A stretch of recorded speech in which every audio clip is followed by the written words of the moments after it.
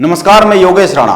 भाजपा के केंद्र की नरेंद्र मोदी सरकार पर इस समय 3 बड़े गंभीर आरोप लग रहे हैं। पहला, नरेंद्र मोदी सरकार ने 2019 में ईडी की शक्तियों में आश्चर्यजनक तौर पर इजाफा किया।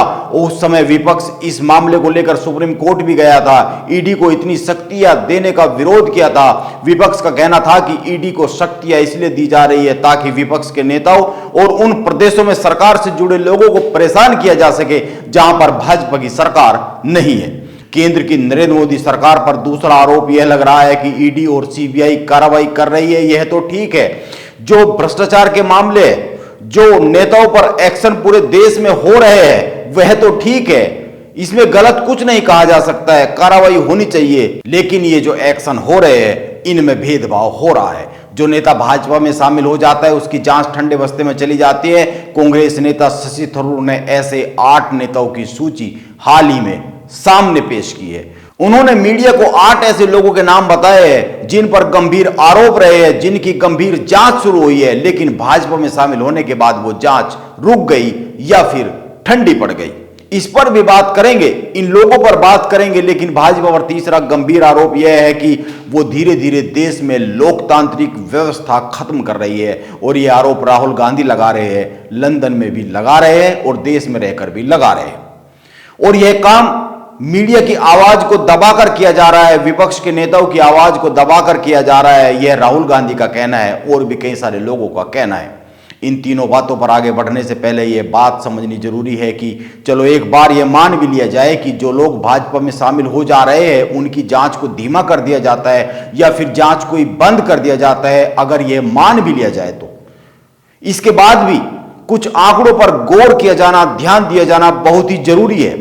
आप ध्यान दीजिए, साल 2004 से लेकर 14 तक, यानी यूपीए की जो सरकार रही है, जो 10 साल रहे हैं, ईडी ने देश में 112 जगहों पर छापेमारी की है और तकरीबन 5,346 करोड़ रुपए की संपत्ति जब्त की है। यह सरकार का आंकड़ा है, वित्त मंत्रालय ने लोकसभा में पेश किया है।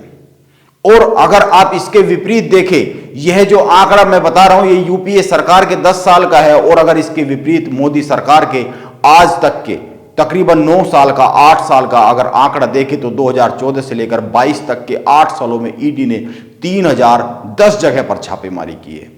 यानी यूपीए की सरकार से करीब कई हजार गुना छापेमारी हुई है। आप ध्यान दीजिए, उस समय पर जो आंकड़ा था वो कुल 112 जगह पर छापेमारी हुई थी 10 साल में, और अभी 3000 से ज्यादा जगह छापेमारी हुई है 8 साल में। और करीब 1 लाख करोड़ की संपत्ति अटैच की गई है। यानी यह भी कई सौ गुना ज्यादा अधिक है जो संपत्ति पकड़ी गई है इन 8 सालों में। यानी 2 बातें तो एकदम साफ है। एक, भाजपा की सरकार आने से पहले नेता गोलमाल करते रहे, लेकिन उन पर कार्रवाई नहीं होती थी, कम होती थी। और अब यह कार्रवाई बहुत ही ज्यादा हो रही है। सीबीआई, ईडी सब शिकंजा ज्यादा कस रही है। यह एक फैक्ट है, क्योंकि बेनामी संपत्ति और अन्य गोलमाल के मामले तो सामने आ ही रहे हैं, भ्रष्टाचार के मामले तो सामने आ ही रहे हैं। यानी एक बात तो सच है कि जिन पर कार्रवाई हो रही है वो कहीं ना कहीं तो गलत रहे ही होंगे। हां, अगर कुछ पर कार्रवाई नहीं हो रही है तो यह भी एक चिंता की बात है, ये एक सवाल खड़ा हो सकता है। लेकिन जिन पर कार्रवाई हो रही है वो इसकी आड़ में कैसे बच सकते हैं कि कुछ लोगों पर कार्रवाई नहीं हो रही है? यह एक बड़ा सवाल है। आप एक और आंकड़े पर गौर कर लीजिए। यह आंकड़ा इंडियन एक्सप्रेस ने छापा है, खबर इस पर छपी है। पिछले 8 सालों में ईडी ने 121 बड़े नेताओं से जुड़े मामलों की जांच की है। 8 साल में 121। और अगर यूपीए सरकार के कार्यकाल को देखें तो 2004 से लेकर 14 के कार्यकाल को देखें तो केवल ईडी ने 26 नेताओं पर कार्रवाई की थी।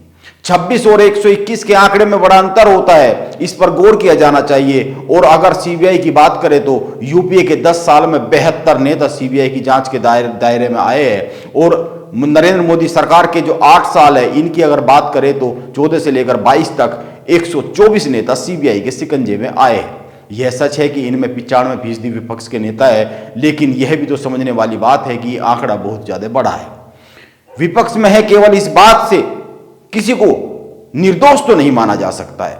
नरेंद्र मोदी की केंद्र सरकार सीबीआई और ईडी के जरिए विपक्ष के कुछ नेताओं को घेर रही है। अगर कुछ गलत किया है तो घेर रही है, यह तो एक सीधी सी बात है। और इसमें से अधिकतर मामले तो सालों पुराने हैं, जिनकी जांच केवल अब तेज की गई है। आप कई सारे मामलों को देख सकते हैं, लालू यादव से जुड़ा हुआ मामला देख सकते हैं, और भी बहुत सारे मामले देख सकते हैं जो मामले पुराने हैं, लेकिन उन पर शिकंजा अब कसा गया, तेज किया गया है। अगर कोई आपकी कमजोर नस को दबा रहा है तो सवाल यह उठता है कि वो इस नस को क्यों दबा रहा है, और सवाल तो यह भी उठता है कि वो कमजोर नस बनी कैसे है। वो अपनी गलतियों से ही बनी होगी, इसीलिए दूसरा उसको दबा रहा है। हाँ, यह ठीक है कि बहुत से ऐसे नेताओं के नाम है जो भाजपा में शामिल हुए हैं और उनके खिलाफ जांच या तो धीमी हो गई है या फिर ठंडे बस्ते में जाते हुए दिख रही है। शशि थरूर ने ऐसे 8 नेताओं के नाम पेश किए। इनमें केंद्रीय मंत्री और राज्यसभा सांसद नारायण राणे है, कर्नाटक के पूर्व मुख्यमंत्री बीएस येदियुरप्पा है, पश्चिम बंगाल विधानसभा में विपक्ष के नेता शुभेंदु अधिकारी है, असम के मुख्यमंत्री हेमंत बिस्व शर्मा है, लोकसभा सांसद भवानी गवली है, शिवसेना नेता यशवंत जाधव है, यामिनी यादव है, विधायक प्रताप सरनाइक ये भी है।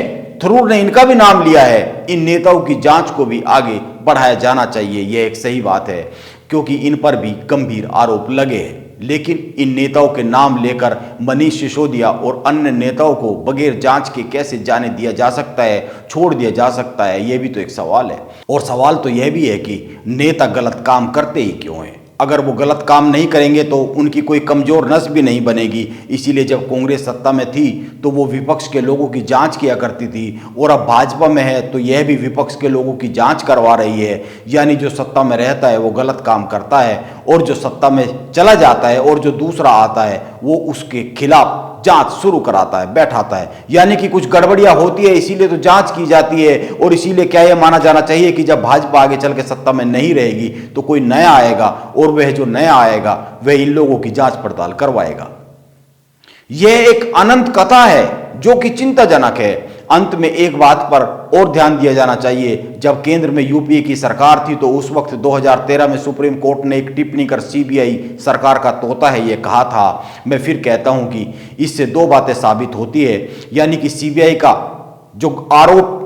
पर जो आरोप लगे थे उसके मिसयूज के उस समय भी लगे थे, आज भी लग रहे हैं। इससे 2 बातें साबित होती हुई साफ साफ दिखती है। जब नेता के पास सत्ता होती है तो वो खूब गलत काम करता है, और जब सत्ता से बेदखल हो जाता है तो जो नए सत्ता में लोग आते हैं वो पुराने के कारनामों को उजागर करते हैं। यह एक परिपाटी सी बनती हुई दिखती है जो कि चिंता का विषय है।